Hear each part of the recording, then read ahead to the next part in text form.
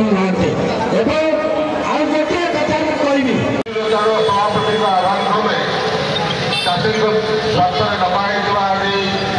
ये धारणा में समस्त स्वागत कर मंचासीन नेतृमंडली विभिन्न निर्वाचन मंडी ब्लक आसिवा समस्त विजु जनता दल नेतृमंडली और चाषी भाई मैंने बंधुगण आज गोटे अत्यंत दुख और परिताप विषय मो पूर्ववर्षा अनेक कथा कहीगले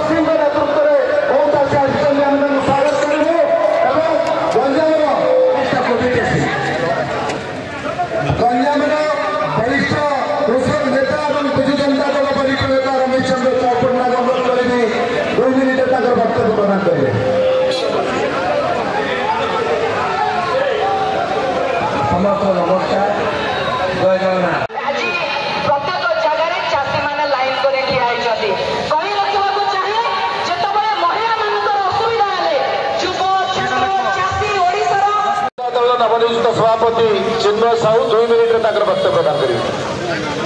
जनता पार्टी सरकार चाषी मारण नीति विरुद्ध आयोजित आजिकार ओडिशार राज्य सरकार और भारत सरकार हाथ मारुंट तेणु विजु जनता दल आमर नेता नवीन पट्टनायक नेतृत्व में आम घोषणा करें जवान सागर आम राज्य किसान संग्रामी तेणु गोटे स्लोगन आज जय जवान शांति श्रृंखलार सहित आम